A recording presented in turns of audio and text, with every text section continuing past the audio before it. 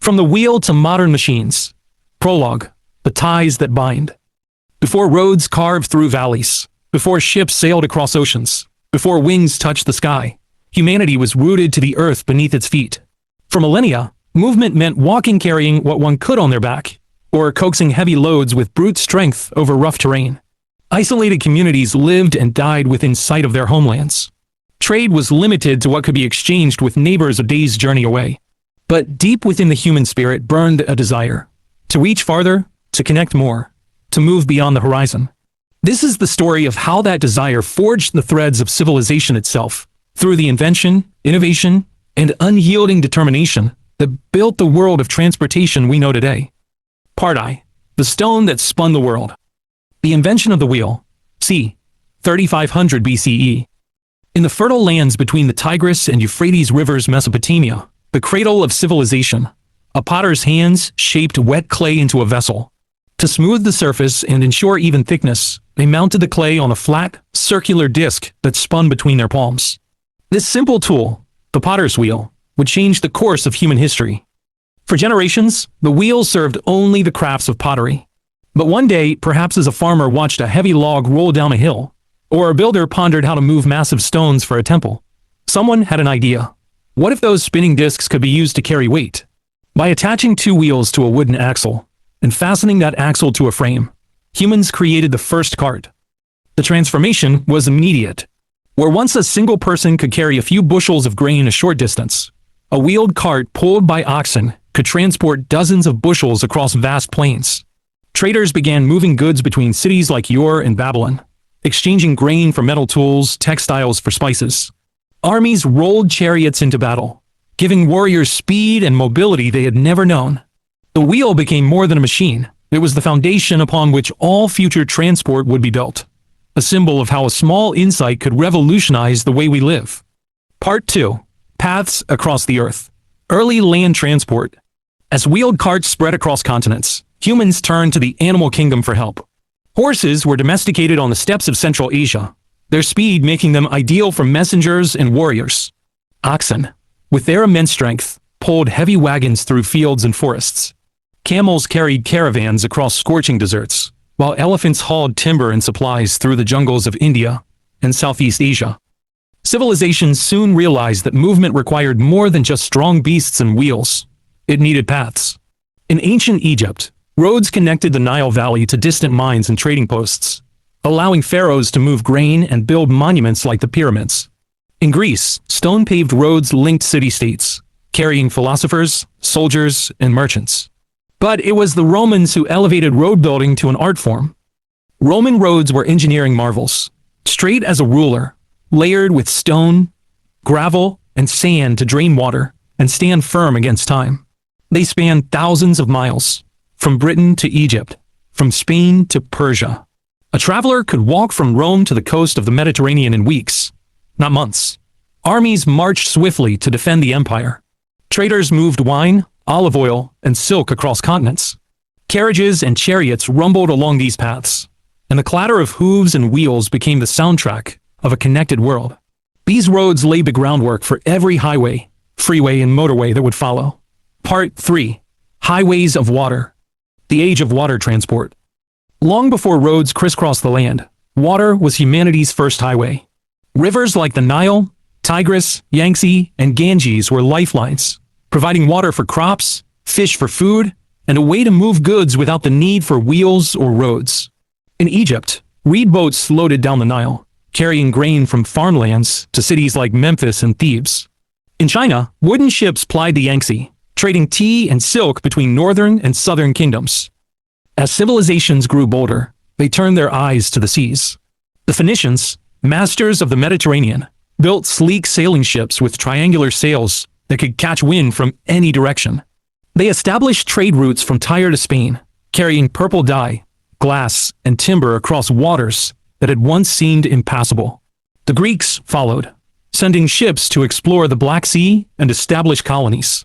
Centuries later, European explorers like Columbus, da Gama, and Magellan used sailing ships to cross oceans, opening up new continents and connecting the world in ways no one had imagined. Water transport did more than move goods. It created global trade, spread ideas, and forged bonds between cultures separated by thousands of miles. Part 4. Bridges and Coaches. The Rise of Road Networks and Coaches. After the fall of the Roman Empire, many roads fell into disrepair, swallowed by weeds and time. In the Middle Ages, trade slowed, but never stopped. Merchants traveled by horseback or in covered wagons, navigating muddy paths and crossing rivers on makeshift bridges. But by the 17th century, Europe was ready for change. Kings and nobles invested in paved roads and stone bridges, making travel safer and faster. Canals were dug to connect rivers and seas, allowing barges to carry heavy goods like coal and iron ore to growing cities. Stagecoaches became the backbone of long-distance travel. Large, sturdy carriages pulled by teams of horses, with comfortable seats and covered roofs to protect passengers from rain and sun.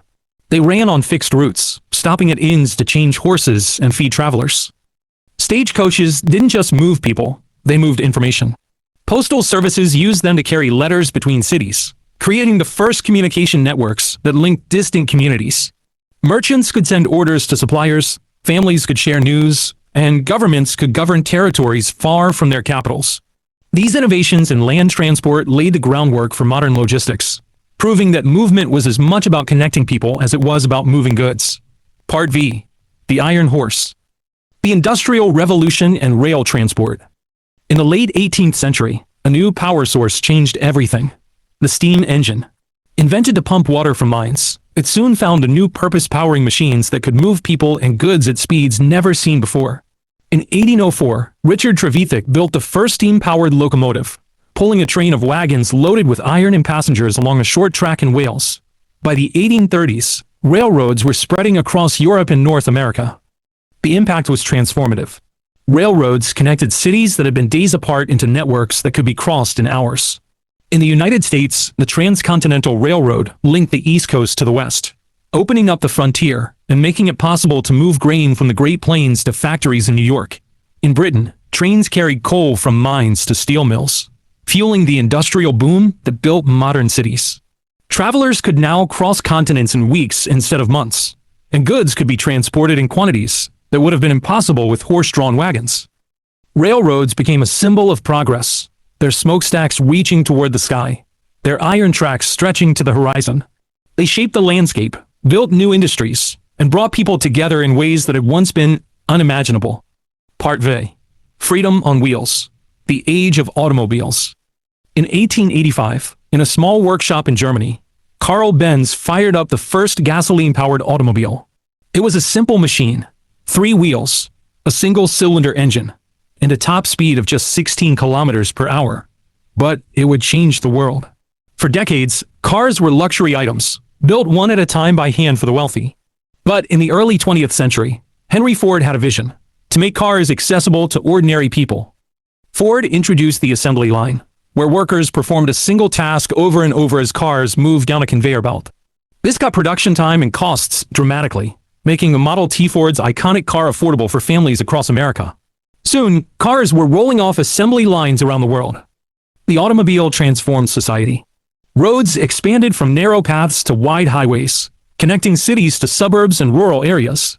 Families could travel for leisure, visiting places they had only read about. Suburbs grew up around cities, as people could now live far from their workplaces. The car became a symbol of freedom and independence, a machine that put the power of movement in the hands of individuals. Part 7. Conquering the Skies. Air transport and the dream of flight.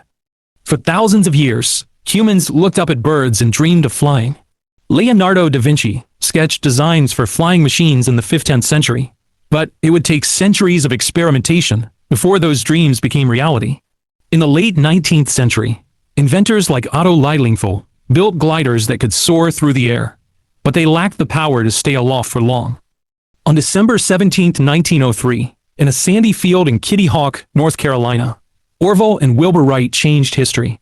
Their flyer, a small wooden plane with a gasoline engine, lifted off the ground and flew for 12 seconds, covering just 36 meters. It was a short flight, but it marked the beginning of air transport.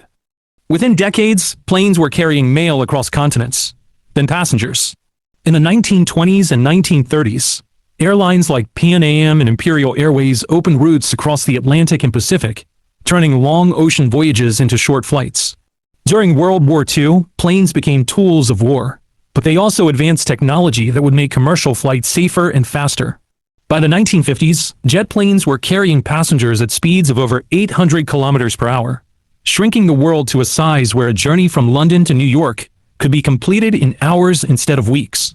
Air travel connected countries, facilitated global trade, and made the world feel smaller than ever before.